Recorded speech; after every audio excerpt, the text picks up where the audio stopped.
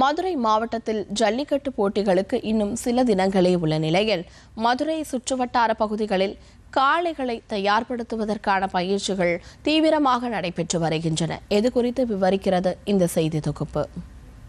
மதுரை மாவட்டம் அவனியாபுரத்தில் வரும் 15ஆம் தேதியும், பாலமேடு மற்றும் அலங்காநல்லூரில் வரும் 16 மற்றும் 17ஆம் தேதிகளில் ஜல்லிக்கட்டு போட்டிகள் நடைபெற உள்ளன.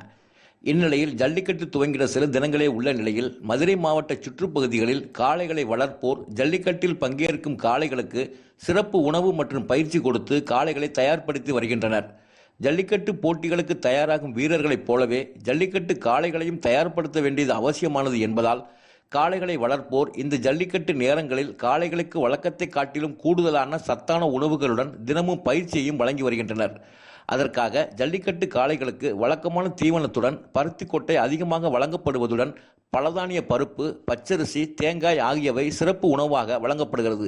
இதனால் காளைகளை திடகாத்திரமாகவும் போட்டியின் போது மாடுபிடி வீரர்களை தாங்கும் சக்தியுடனும் கம்பீரமாகவும் இருக்க இத்தகைய சிறப்பு உணவுகள் அவசியம் என கூறுகின்றனர் காளைகளை வளர்ப்போர்.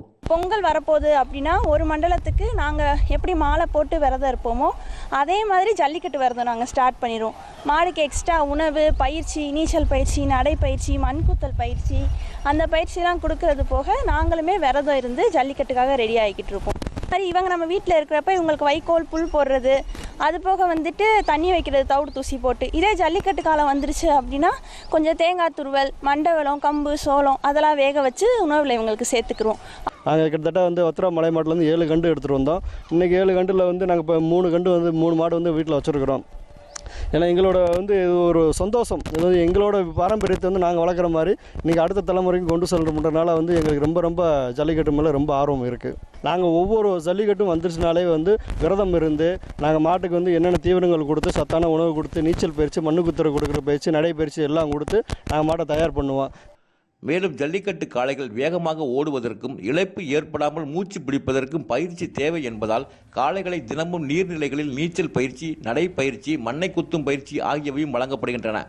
ஜல்லிக்கட்டு போட்டிகள் நெருங்கி வரும் நிலையில் காளைகளை அடக்க காளையர்களும் அவர்களிடம் பிடிபடாமல் இருக்க காளைகளும் பயிற்சி மேற்கொண்டு வரும் நிலையில் மதுரை மாவட்ட கிராமப்புறங்களில் பொங்கல் பண்டிகை களை கட்ட துவங்கியுள்ளது.